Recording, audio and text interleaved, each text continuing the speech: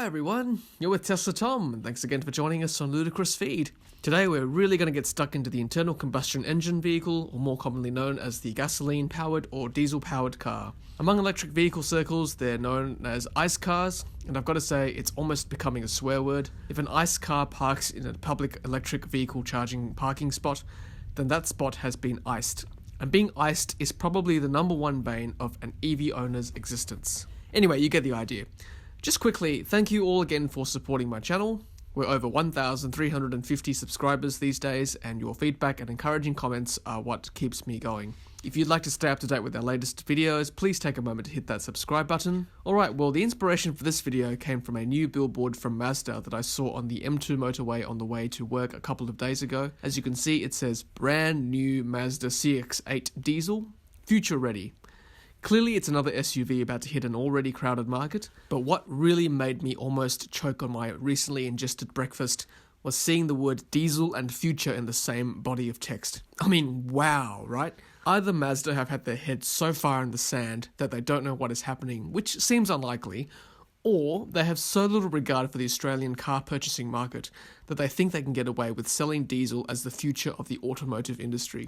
Unfortunately, I think the latter is more likely. And this again is the sad reflection of how uninformed our population is about electric vehicles. That's how much of a grip the fossil fuel industry has on our country. Those of you who have followed me from day one will know how passionate I am about this topic. And let me pull myself together here and get to why we're actually here today, and that's to discuss this fantastic article that was alerted to me from Forbes magazine called 7 Reasons Why the Internal Combustion Engine is a Dead Man Walking. Now that phrase, dead man walking, has certain connotations, of course, and it usually conjures up an image of a prisoner on death row walking towards their execution. For me, the title of this article sums up the fate of the ICE vehicle perfectly. I can't think of a better way to describe the automotive industry worldwide at the moment. Whether you love or hate Tesla, whether you get sucked into the ongoing negativity the media seem to portray around Elon Musk, it doesn't really matter. Because although Tesla is the biggest EV player in the market at the moment, I can guarantee you that every single major car manufacturer is looking over their shoulder and trying to avoid that Kodak moment and prevent being obsolete in 10 years' time by developing their own electric vehicles. So I strongly recommend you read this article from Forbes, which I will place in the description below. But if you don't want to read it, then I will provide a summary of it for you. But if you do want to read it, then spoiler alert, go read it and then come back to this video. Okay, so the author starts off by saying he is confident that the transition from ICE to electric will happen sooner and quicker than most people suspect. And why? Well, let's start with number 1, China. Yes, China. Why should I listen to China, you ask? Well, you don't have to, because the numbers speak for themselves. So China is now the world's largest car market. Of the 86 million cars sold in 2017, 30% were sold in China, compared to the United States, a distant second at 20%, and the European Union at 18%. Now China, which I just said is the world's biggest car market, has just passed a law stating that vehicle makers must reach a yearly set target of zero and low emission vehicles. That number being 10% in 2019, 12% in 2020, up to 20% in 2025. So not surprisingly, as I mentioned earlier in my video, we have all these car manufacturers scrambling to pump billions of dollars into electric vehicle research and development programs. Porsche has made the bold claim that by 2030, all Porsche cars will be 100% electric. That's only 12 years away. Which brings me to point number 2. Battery costs are falling. Lithium-ion batteries, which are the mainstay of most portable electronic devices and products, including electric vehicles, were $1,000 per kilowatt hour in 2010. In 2017, it was $200 per kilowatt hour. Elon Musk has claimed that Tesla will be able to pump out batteries at $100 per kilowatt hour within 2 years.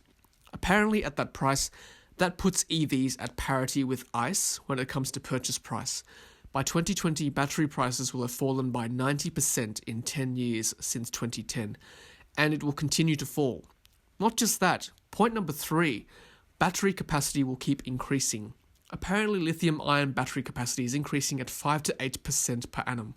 The Tesla Roadster will have a range of 1,000 kilometers. That's about 600 miles. And here's my favorite line of the whole article, which I will read to you verbatim. When electric vehicles have a range of 1,000 kilometers or 600 miles, it is the ICE vehicle which starts to have a range problem. Oh yes, reading that gives me goosebumps. Don't forget too that solid-state batteries are always in development. Lithium-ion batteries run on liquid electrolytes, whereas solid-state batteries will run on solid electrodes and electrolytes, which make them safer, being less flammable. They also have the potential to be smaller and denser, giving them a larger capacity and ultimately better range for electric vehicles. They're still in development and probably too expensive at this stage to be fitted routinely into EVs. Number 4. Electric car batteries have a long shelf life. Now, I won't spend too much time on this point because I've already made a video on the life expectancy on Tesla's lithium-ion batteries. If you haven't done so already, then I'll provide a link up here on the top right corner for you to click on. Make sure you watch it. The bottom line is, even after driving 270,000 kilometers or 170,000 miles in a Tesla, their batteries were still at 91% capacity, which is phenomenal really. Tesla tends to lose 1% capacity every 30,000 kilometers or 19,000 miles. So you can argue that the initial expense of an EV can be depreciated over a far longer period when compared to an ICE car. Number 5, electric vehicles are more reliable. Now, from a personal experience, having had my Tesla Model S for almost 2 years, I can definitely relate to this point. There's no doubt that Tesla is a reliable car. We all know that an internal combustion engine's drivetrain has over 2,000 moving parts compared to a typical electric vehicle, which has less than 20. That's less than 100 times less chance of something going wrong in an EV. Number 6, electric cars are cheaper to refuel, so to speak. There's no doubt in general, at least in Australia, petrol is increasing in price, with no relief in sight, given the price of crude oil has risen 50% in the past 12 months. Make sure you check out some of my videos comparing the weekly cost of charging an electric car against the cost of refueling an ICE car. Again, I will place a link in the top right corner for you. Number 7, the resale value of ICE cars will decline over time. I've heard a few of my friends and colleagues say to me, almost apologetically, knowing I drive an electric vehicle and almost promising perhaps to themselves that this will probably be the last petrol-powered car they will ever buy. Well, the writer of this article presents an interesting flow of logic of how he thinks it will all play out in the next few years. Electric vehicles available for sale will increase enormously. This increase in supply will in turn probably drive down the cost of these said electric vehicles. Eventually, the range of these EVs will match and perhaps even surpass that of ICE vehicles. As already outlined, EVs have almost negligible maintenance issues except for maybe replacing tyres.